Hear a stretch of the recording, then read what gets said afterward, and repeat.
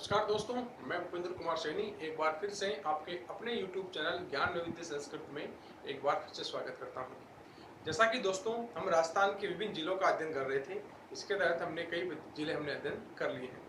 अब जो जिला अध्ययन करेंगे आज हम, उस जिले का नाम होगा जैसलमेर। जैसलमेर का नाम आते ही एक ही बात जहन में आती है, दोहरे ही दोहरे, रेत के टीले ही टीले। और बात करें तो सबसे कह सकते हो सबसे बड़ा जिला और सबसे व्यर्थ भूमि वाला जिला, जिसे कह सकते हो कि सीमावर्ती क्षेत्र, यानी जो राजस्थान की सीमा पाकिस्तान से लगती है, भारत देश की सीमा, वहाँ पर ये बसा हुआ है। और इसके अंदर कई आपको विचित्र फैक्ट भी मिलेंगे, जिसका अभी हम अध्ययन करेंगे। जैसे वुड फॉसिल्स पार्क हैं, राष्ट्रीय मरी उद्यान है, उसके बारे में चर्चा करेंगे। चांदन नलकूप के बारे में चर्चा करेंगे। श्रवण घास के बारे में चर्चा करेंगे। कई प्रकार के ऐसे फैक्ट हैं जिसकी चर्चा करेंगे। तो आइए शुरू करते हैं जैसलमेर जिले।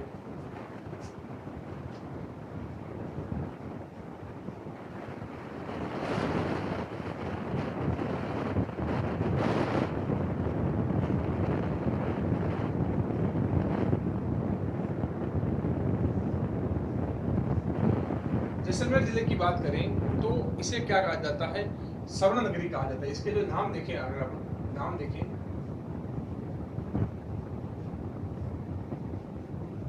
स्वर्ण नगरी कहते हैं। क्या कहते हैं? स्वर्ण नगरी कहते हैं। और इसे कहा जाता है गलियों का शहर।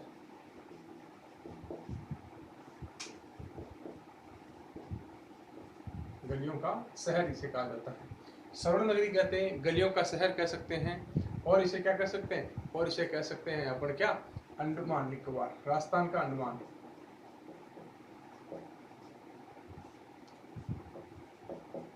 राजस्थान का अंडमान, ठीक है, राजस्थान का अंडमान भी इसे कह सकते हो।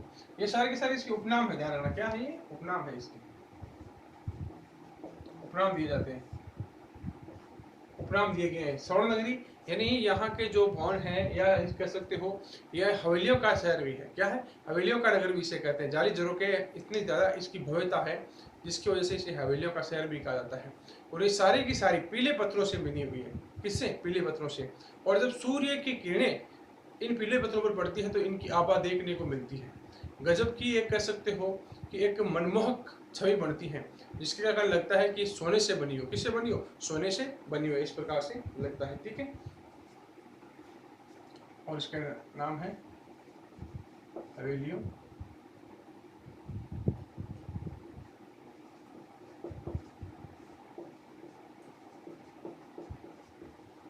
का झरोखा का नगर। ठीक है, हवेलियों वो झरोखों का नगर भी इसे कहा जाता है। राजस्थान का अंडमान कहते हैं। राजस्थान का अंडमान क्यों कहते हैं? जिस प्रकार कि भारत से कह सकते हो कि अंडमान जाना, यानी अंडमान जो द्वीप समूह है, अंडमान निकोबार द्वीप समूह है, उसी प्रकार राजस्थान में रेगिस्तान कह सकते हो जैसलमेर जाना बहुत कठिन कार्य है, क्योंकि यहाँ पर दूर दूर तक रेत के ठेले जो टीले हैं वो पसरे हुए हैं। और यह कह सकते हो कि वनस्पति है वो बहुत ही कम पाई जाती है। और कह सकते हो परिवहन के साधन भी यहाँ पर बहुत कम है, इसलिए इसे राजस्थान का अंडमान किया जाता है। क्योंकि जो रास्ता है इसका बहुत ज्यादा दुर्लभ है। दुर्लभ इस प्रकार से क्योंकि रेत के टीले ज्यादा है यहाँ पर। क्या है? रेत के टीले ज्यादा है, इसलिए इसे कहा जाता है। ठीक है। और इसे कहा जाता है म्यूजियम सिटी। Museum city. और इसे कहा जाता है रेगिस्तान का गुलाब भी कहा जाता है। क्या कहा जाता है? रेगिस्तान का गुलाब भी कहा जाता है। ठीक है।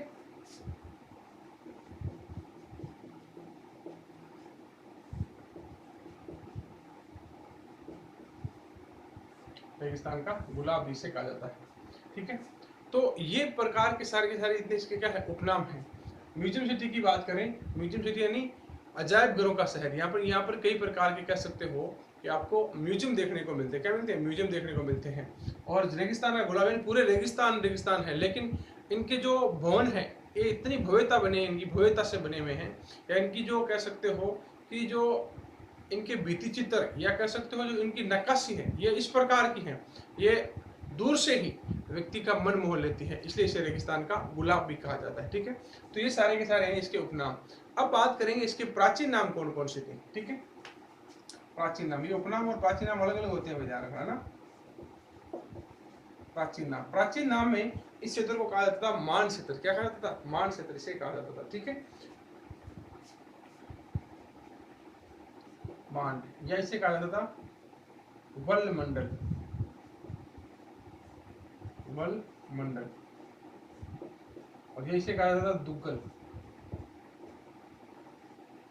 दुग्गल भी इसे कहा जाता था। मान कहा जाता था, वल मंडल कहा जाता था, दुग्गल कहा जाता था। क्या कहा जाता था? दुग्गल। और इसे कहा जाता था गोरदर। क्या कहा जाता था? गोरदर।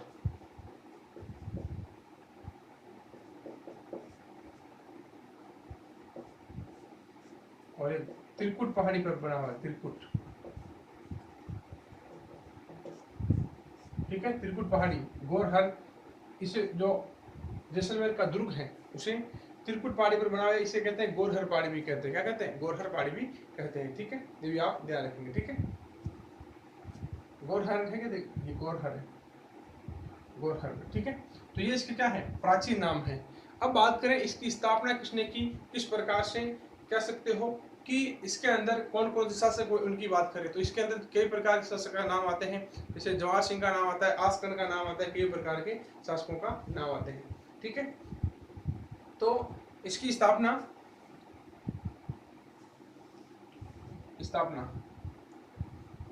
12 जुलाई 1155 को स्थापना होती है। कब? 12 जुलाई 1155 को। और करने वाला कौन होता है? करने वाला होता है राव जैसल।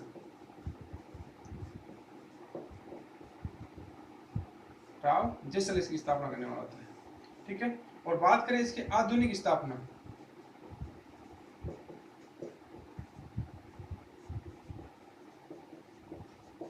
आधुनिक स्थापना ये कहा जाता है जवाहर सिंह द्वारा। किसके द्वारा? जवाहर सिंह द्वारा। ठीक है, वही जवाहर सिंह है जिनका नाम सागरमल गोपा कांड में भी आया था। किसमें? सागरमल गोपा कांड में। ठीक है, तो ये आप ध्यान रखेंगे, जवाहर सिंह। ठीक है, तो ये हो जाती है अपने जैसलमेर के बारे में कुछ कह सकते हो ऐतिहासिक, और कह सकते हो कुछ इसके उपनाम या कुछ इसके प्राचीन नाम। ठीक है, अब बात करें जैसलमेर अभी वर्तमान स्थिति में किस प्रकार से है, क्या इसकी प्रमुख विशेषताएं, उसकी बात करते हैं। वर्तमान परिस्थिति की बात करें तो जैसलमेर क्षेत्रफल में सबसे बड़ा है।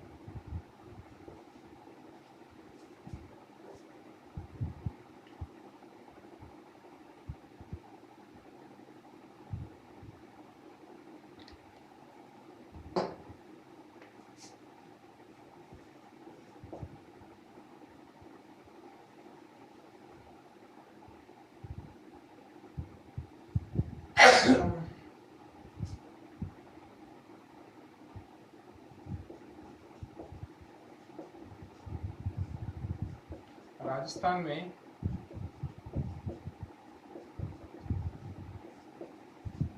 क्षेत्रफल की दृष्टि से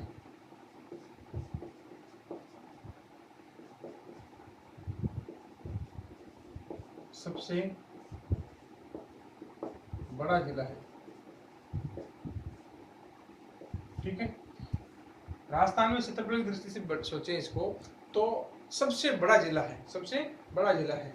ठीक है, और राजस्थान में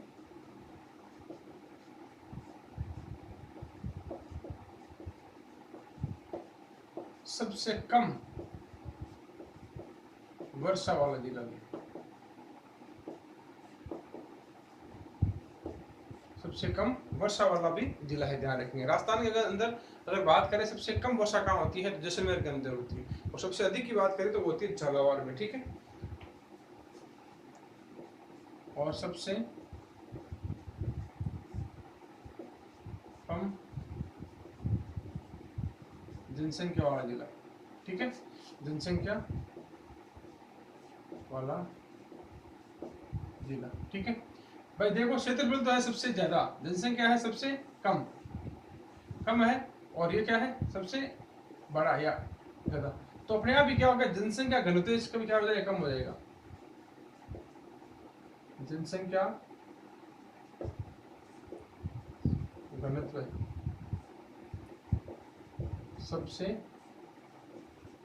कम, ठीक है। जनसंख्या घनत्व की क्या रहता है, इसका कम रहता है, और वो कितना है जनसंख्या घनत्व 17 है। यानी भारत के अंदर सबसे कम घनत्व अगर जनसंख्या घनत्व कहा जाए तो वो अरुणाचल प्रदेश का आता है। किसका, अरुणाचल प्रदेश का। वो कितना आता है 17, इसी का भी कितना है 17 है, ठीक है। ये भी आप ध्यान रखेंगे, यानी ये फैक्ट भी आप ध्यान रखेंगे, ठीक है। अब बात कर लेते हैं इसके प्रमुख मेलों की। इसके अंदर कौन कौन से प्रमुख मेले पड़ते हैं।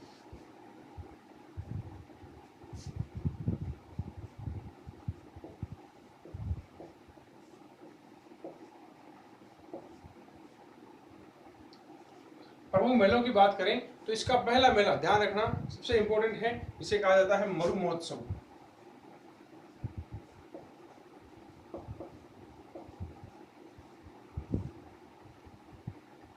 मरु महोत्सव, ठीक है। मरु महोत्सव जैसलमेर के अंदर ही बढ़ता है। एक ध्यान रखना, एक आता थार महोत्सव, लेकिन ध्यान रखना एक थार महोत्सव, थार महोत्सव अलग है। थार महोत्सव बढ़ता है बाड़मेर में, ठीक है। कंफ्यूज मत होना भाई, ये थार महोत्सव और मरु महोत्सव इसके अंदर बहुत ज्यादा अंतर है, ठीक है। अब बात करें कि भरता कब है, तो ये भरता है माघ पूर्णिमा, माघ पूर्णिमा को बढ़ता है, ठीक है। माघ पूर्णिमा को ये थार महोत्सव का मेला बढ़ता है, थार महोत्सव नहीं सॉरी मरु महोत्सव, ठीक है। और इसे राजस्थान जो पर्यटन विकास निगम है ये आयोजित करवाता है। कौन, राजस्थान पर्यटन विकास निगम, दोनों ही मेलों को। लेकिन ये थार महोत्सव बाड़मेर के अंदर है और ये मरु महोत्सव आपके कह सकते हो जैसलमेर के अंदर है, ठीक है। अब ध्यान रखेंगे आगे, दूसरा रूणीचा का मेला, रूणीचे का मेला, रूणीचे का मेला है जो आपके कह सकते हो रामदेव राजस्थान है, रामदेवरा, ठीक है। बाबा रामदेव जी का कह सकते हो बहुत बड़ा भव्य मंदिर है राजस्थान के अंदर, ठीक है। ये यहाँ पे मेला बढ़ता है, ठीक है। तो इसे कहते हैं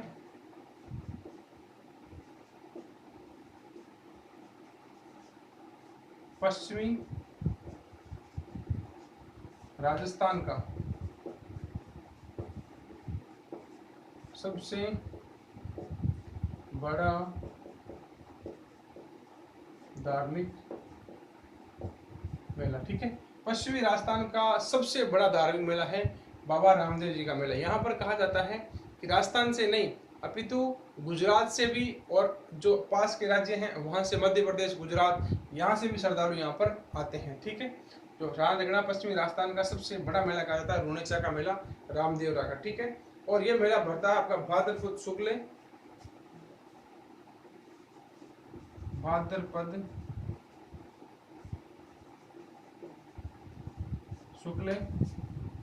द्वितीया से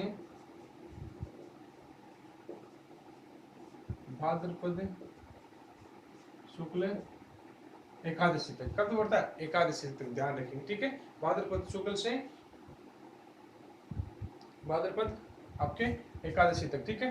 अब बात करें कि जो ये तिथि है इसे कहा जाता है बाबा की बीज, बाबा की बीज कहा जाता है, इसे क्या कहा जाता है, बाबा की बीज कहा जाता है, ध्यान रखना, ठीक है। अब बात करें कि जो अगला मेला है,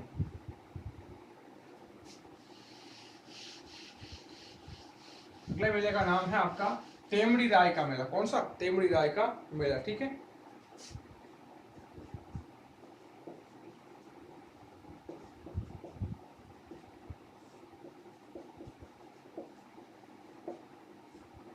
तेमड़ी राय के मेले की बात करें तो ये मेला बढ़ता है जैसलमेर दुर्ग के अंदर। कहां पे, जैसलमेर दुर्ग के अंदर, ठीक है।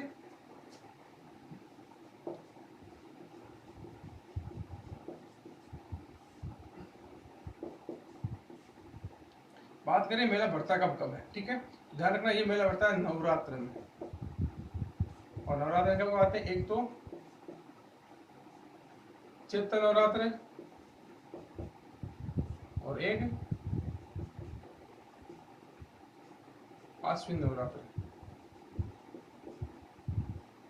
ठीक है। तो 2 बार मेला बढ़ता है ये, ठीक है। ध्यान रखना तेमड़ी राय का मेला, ठीक है। अगली बात करें तो अगला मेला आपका चुंगी तीर्थ मेला। कौन सा, चुंगी तीर्थ मेला।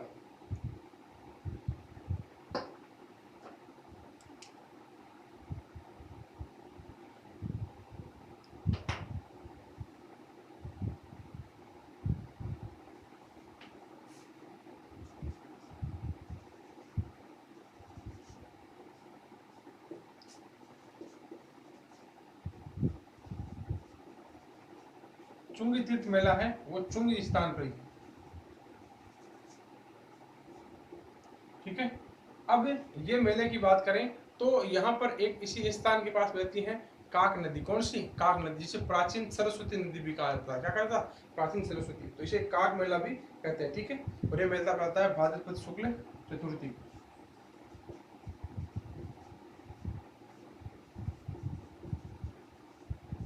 भाद्रपद शुक्ल चतुर्दशी को, ठीक है। ये भी ध्यान रखना। चुंगी तीर्थ मेला जो चुंगी स्थान पर है बिलों की डाली की, ठीक है, ये ध्यान रखिए, ठीक है। अगला मेला है वैशाखी मेला।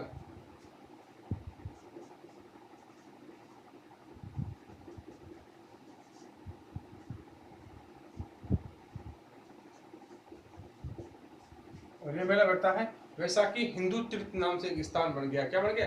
वैशाखी हिंदू तीर्थ स्थल, वहां पर बैठता है।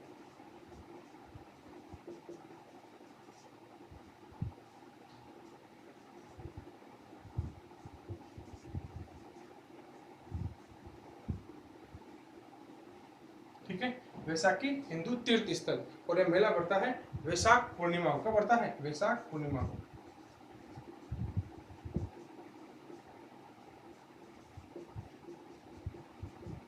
ठीक है। तो ये आपके कह सकते हो जैसलमेर के अंदर बनने वाले जो प्रमुख मेले हैं उनकी बात हमने कर ली है, जो मेले बढ़ते हैं सारे के सारे। तेमरी राय का मेला है जैसलमेर दुर्ग के अंदर है। कहाँ पे? जैसलमेर दुर्ग के अंदर है, ठीक है। और बात करें कि आपका चुंगी तीर्थ मेला है, ये कहाँ पर है? चुंगी स्थान पर। कहाँ पर है? चुंगी स्थान पर। और वैशाखी मेला वैशाखी हिंदू तीर्थ स्थल पर, ठीक है। अब बात करते हैं जैसलमेर के अंदर जो बने हुए प्रमुख मंदिर हैं उनकी बात करते हैं।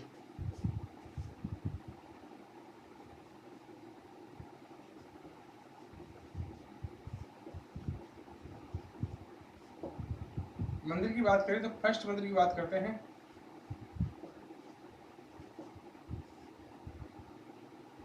रामदेव जी का मंदिर कह सकते हो। क्या कह सकते हो? रामदेवरा, ठीक है, रामदेवरा, ठीक है। रामदेवरा की बात करें तो इसे आम बोलचाल में रोनेचा कहा जाता है। क्या कहा जाता है? रोनेचा, रोनेचा स्थान पे। किस स्थान पे? रोनेचा स्थान पे। वैसे दोनों का नाम सेम आता है, रोनेचा या रामदेवरा, एक ही दिश है। जो मुख्य रेलवे स्टेशन है उसका नाम क्या है? रामदेवरा ही है। क्या है? जो मुख्य रेलवे स्टेशन है उसका नाम रामदेवरा ही है।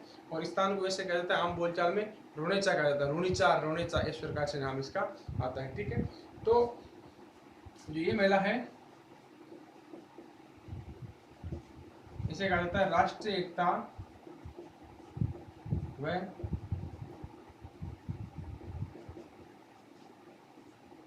सांप्रदायिक सद्भाव का मेला। राष्ट्रीय एकता और सांप्रदायिक सद्भाव का मेला क्यों कहा जाता है?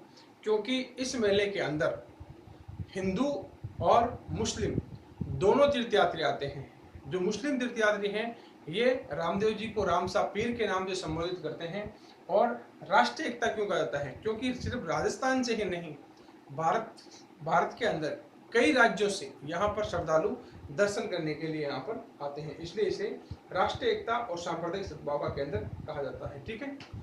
बात करें इस मंदिर के पुजारी तो वो होते हैं तंवर जाति के राजपूत।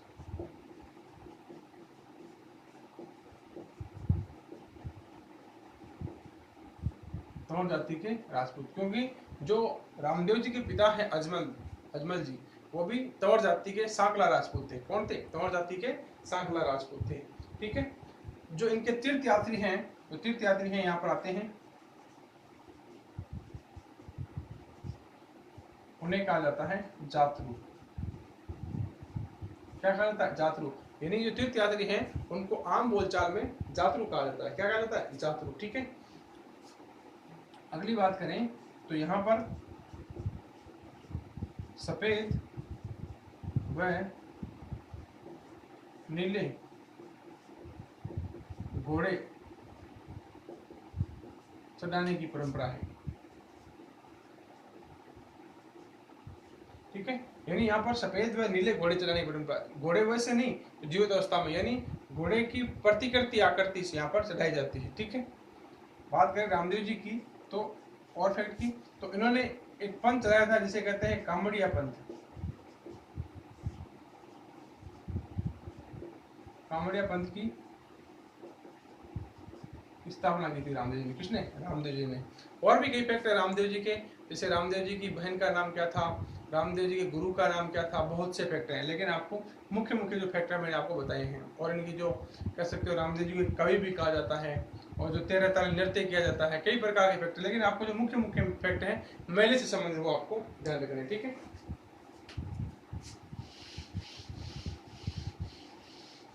अगले मंदिर की बात करें तो अगला मंदिर आता है आपका स्वांग्या माता।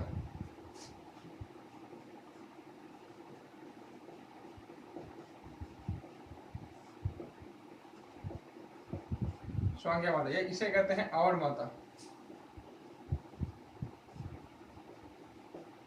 आवड़ माता या इसे आयन माता, या इसे कहते हैं तेमड़ी राय माता। कौन सा? तेमड़ी राय माता। ठीक है, या तेमड़ा ताई।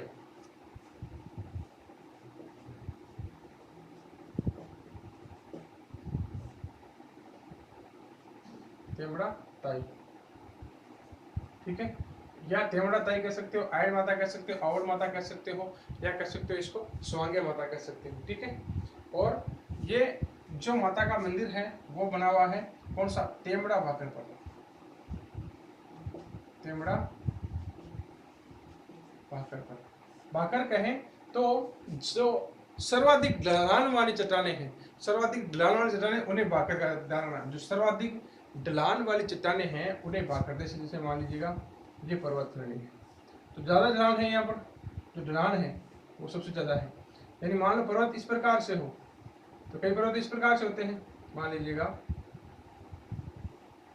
इस प्रकार से होते हैं, लेकिन इसको भाकर नहीं कहेंगे। जो सर्वाधिक ढलान वाले पर्वत होंगे उन्हें क्या कहेंगे? भाकर कहेंगे। तो तेमड़ा भाकर पर है, ये क्या है?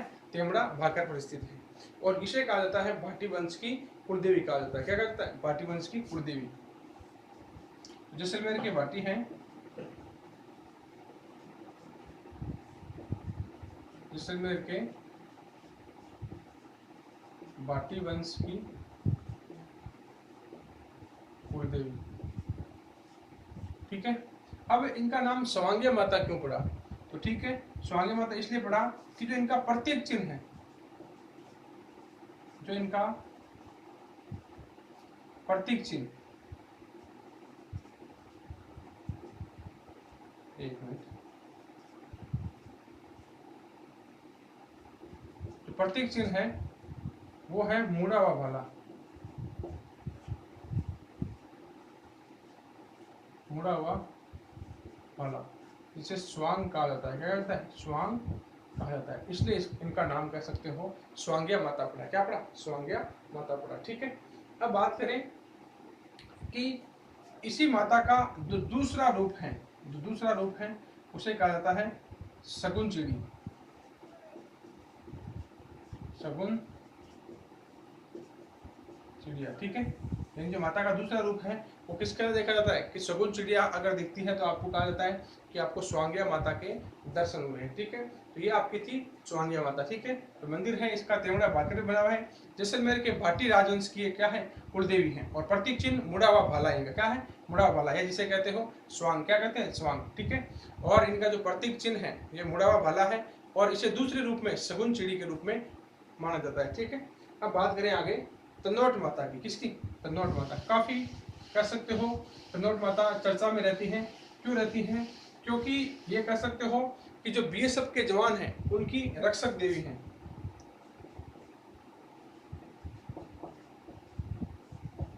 तनोट माता, तो ये है स्थान तनोट के अंदर, तनोट लौंगीवाला। ठीक है, यहाँ पर इनका मंदिर बना हुआ है। ठीक है, और इन्हें कहा जाता है थार की वैष्णो देवी। ठीक है, थार की वैष्णो देवी। पहले कहा जाता है कि इसकी जो भाटी राजवंश है ये इनकी पूजा पाठ करते थे, लेकिन 1962 के युद्ध के बाद, कब? 1962 के युद्ध में ये कह सकते हो रक्षक देवी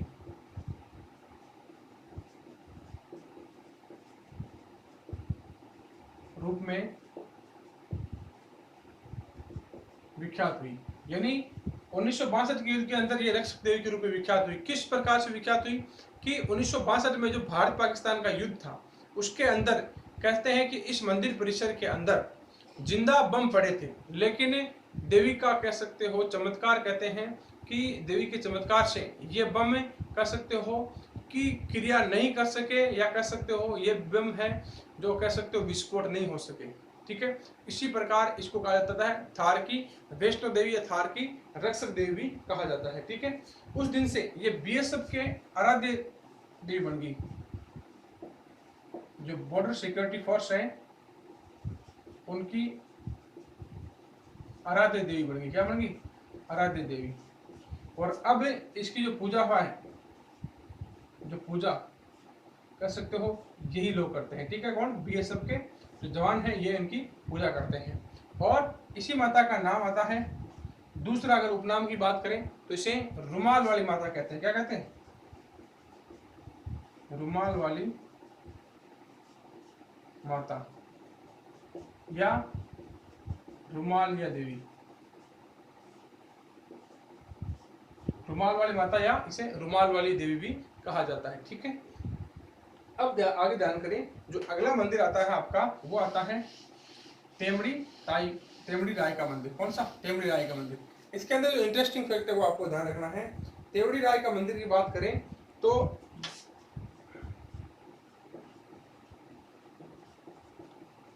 तेमड़ी राय का मंदिर, ठीक है, तेमड़ी राय के मंदिर की बात करें तो कहा जाता है कि इसे द्वितीय हिंगलाज देवी माना जाता है। जो हिंगलाज देवी का मंदिर है जो वर्तमान में पाकिस्तान में है, लेकिन इसे द्वितीय हिंगलाज के रूप में माना जाता है। ठीक है, और बात करें इसकी, जो मंदिर बना हुआ है ये बना है गरलावणे की पहाड़ी पर।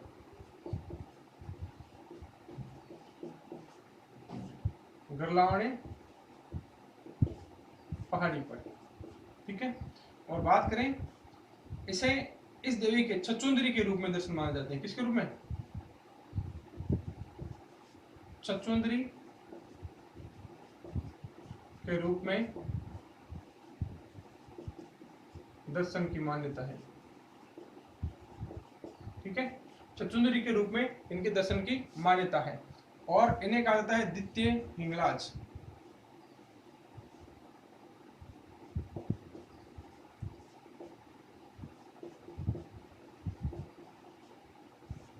द्वितीय हिंगलाज देवी भी कहा जाता है।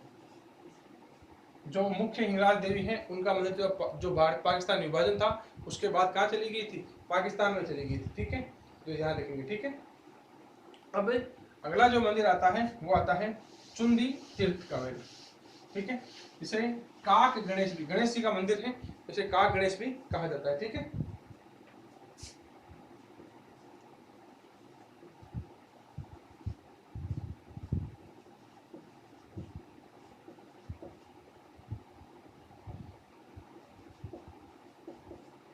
ठीक है, चुंदी तीर्थ मंदिर, चुंदी तीर्थ बिलो की डाणी के पास। ठीक है, ध्यान रखना। जो लोद्रवा, जैसे लोद्रवा जाते हैं उसी स्थान पे है, ध्यान रखना। बिलों की डाणी। ठीक है, चुंदी तीर्थ, चुंदी स्थान। ठीक है, अब ध्यान करना कि जो तीर्थ स्थल बना हुआ है ये बना हुआ है काक नदी के पास। किसके? काक नदी के पास। इन्हें कहा जाता है प्राचीन सरस्वती।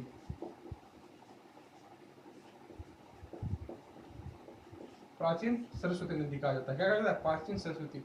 और इसी नदी के पास में स्थित है गणेश जी का मंदिर। कौन सा? गणेश जी का मंदिर स्थित है।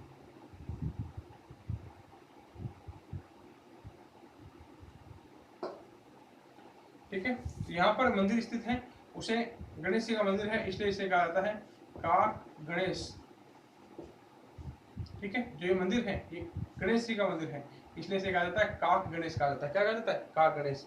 और बात करें इस काक नदी की, तो काक नदी के और उपनाम भी आते हैं, इसे कहते हैं मसूरदी नदी। कौन सी नदी? मसूरदी नदी भी इसे कहा जाता है। और बात करें कि राजस्थान के अंदर कहते हैं कि जो अंत्यप्रवाह की सबसे छोटी नदी है, ठीक है, जो अंत्यप्रवाह है उसकी सबसे छोटी नदी से भी कहा जाता है, ठीक है। और इसका एक उपनाम होता है काकने, ठीक है, काकने कह सकते हो, मसूरदी कह सकते हो, काक नदी कह सकते हो, ठीक है। और जो मंदिर बना हुआ है वो गणेश जी का मंदिर है। किसका मंदिर है? गणेश जी का है, ठीक है। और आंतरिक प्रवाह की सबसे छोटी नदी है हो गई, ठीक है। अब बात करें कि जो नदी है वो कहां से कहां निकलती है, ठीक है। इस नदी की बात करें तो ये नदी निकलती है कोठारी गांव से निकलती हुई एक झील आती है जिसे कहते हैं मीठी झील। क्या कहते हैं? मीठी मीठी झील या मीठी झील कह सकते हैं इसे। यहाँ पर ये विलुप्त हो जाते हैं, ठीक है। और जो इसकी पूरी लेंथ आती है वो आती है 17 किलोमीटर। कितनी आती है? 17 किलोमीटर। यानी राजस्थान के अंदर आंतरिक अपवात अंदर की सबसे छोटी नदी है। कौन सी? मसूरदी नदी या काकने नदी या कह सकते हो इसको काक नदी। कौन सी? काक नदी, ठीक है। और मीठी झील, मीठी खाड़ी है भैया, मीठी खाड़ी। और बीच में ही ये एक निर्माण करती है झील का जिसे कहते हैं बुद्ध झील। कौन सा झील? बुद्ध झील, ठीक है। तो ये भी आप ध्यान रखिए, बीच के अंदर निर्माण किसका करती है? बुद्ध झील का निर्माण करती है, ठीक है। कोठारी गांव से निकलती है और मिट्टी खाड़ी के अंदर ये समाप्त हो जाती है, ठीक है। किसी खाड़ी है, कोई खाड़ी नहीं है बंगाल खाड़ी वैसे नहीं, आंतरिक अपवात अंदर की, यानी जैसलमेर के अंदर एक स्थान जिसे मीठी खाड़ी कहा जाता है, ठीक है। जैसलमेर के अंदर एक स्थान है जिसे मीठी खाड़ी कहा जाता है, वहां पर ये नदी विलुप्त हो जाती है। और जो इसकी कह सकते हो जो पर्वत अंतर है वो कितना है? 17 किलोमीटर का। कितना है? 17 किलोमीटर का। और राजस्थान की सबसे छोटी आंतरिक प्रवाह की नदी कहा जाता है, ठीक है। अब बात करेंगे आगे जो अगला मंदिर है उसकी।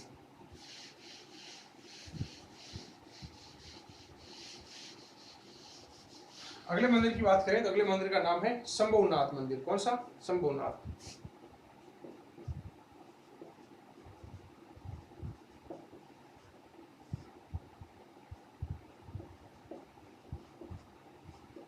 यह इसे कहा जाता है जिंदत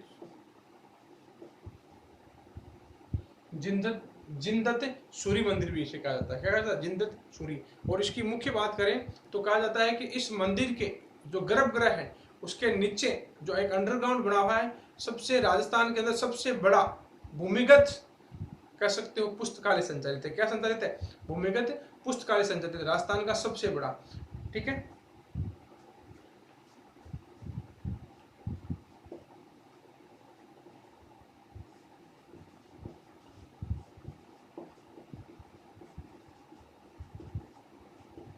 ठीक है।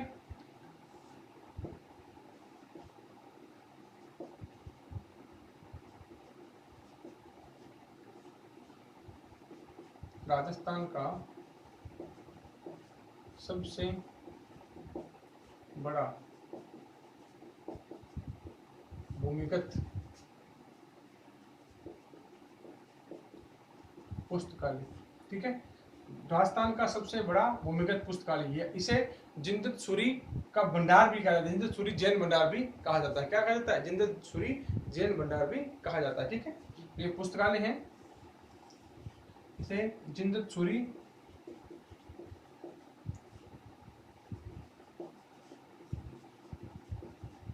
जैन भंडार भी कहा जाता है, ठीक है। जिंदत सूरी जैन भंडार भी इसे कहा जाता है, ठीक है। तो ये शंभुनाथ जी का मंदिर था। और राजस्थान के अंदर क्यों मशहूर हुआ? कि राजस्थान का सबसे बड़ा भूमिगत पुस्तकालय इसी के अंदर चलता है। मतलब ये मान लीजिएगा ये मंदिर है,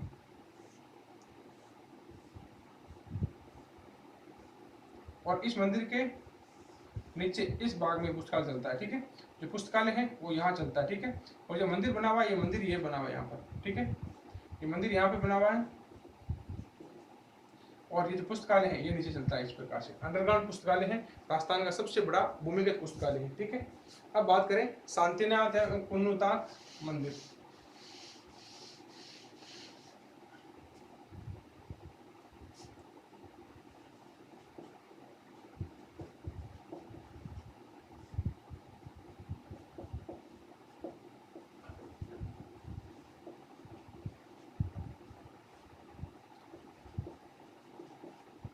शांतिनाथ एवं कुंडनाथ मंदिर कहा जाता है। इस मंदिर को हिंदू जैन कह सकते हो, हिंदू जैन समन्वयता का प्रतीक माना जाता है। हिंदू जैन समन्वयता का प्रतीक माना जाता है। क्यों माना जाता है कि जो मंदिर है वो 2 मंजिला बना हुआ है। कितना बना हुआ है? 2 मंजिला।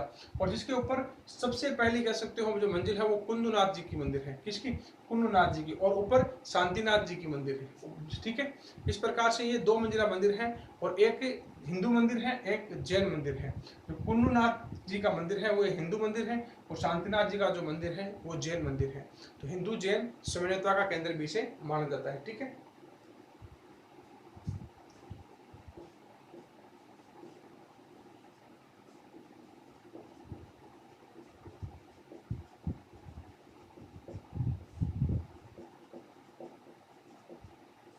ठीक है, हिंदू जैन समन्वयता का मंदिर।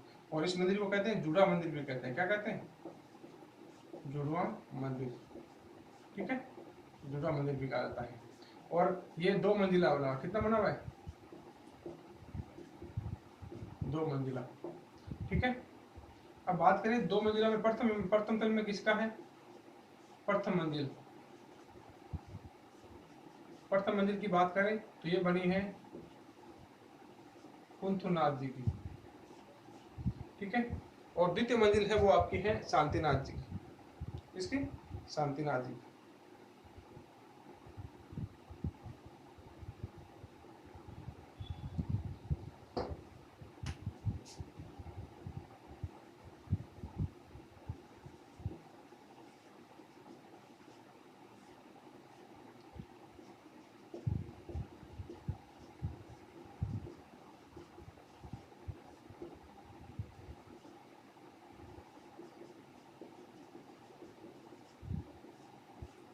जो मंजिल है वो शांतिनाथ जी की। ठीक है, ध्यान रखना, प्रथम मंजिल है वो कुंडनाथ जी की है, द्वितीय मंजिल है वो शांतिनाथ जी की है। ठीक है,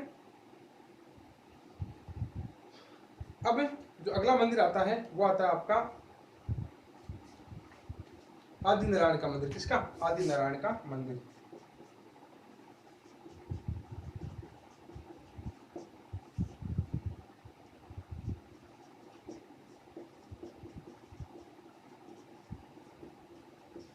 आदि नारायण के मंदिर की बात करें तो आदि नारायण मंदिर की विशेषता क्या है? प्रमुख विशेषता, इसे कहा जाता है जैसलमेर के यादव वंश के आदि देवता। क्या कहा जाता है? जैसलमेर के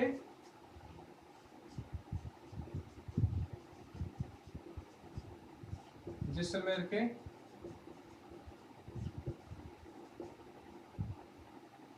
यादव वंश के आदि देवता। ध्यान रखना, जैसलमेर के अंदर कई प्रकार के राजवंशों ने यहाँ पर राज किया था। ठीक है, जिसमें बाटी भी है, यादव भी हैं, परमार भी आते हैं, कई प्रकार के, और सोनग्राज चौहान भी कह सकते हो, वो भी यहाँ पर आते हैं निवास। ठीक है, अब बात करें तो इसके कपाट है वो सोने और चांदी से निर्मित है। तो इसके कपाट हैं वो सोने और चांदी से निर्मित है। चांदी से निर्मित है। ठीक है, तो कपाट है इसके सोने चांदी से निर्मित है। और ये जो मंदिर बना हुआ है वो जैसलमेर दुर्ग के अंदर बना हुआ है। कहाँ बना हुआ है? जैसलमेर दुर्ग के अंदर।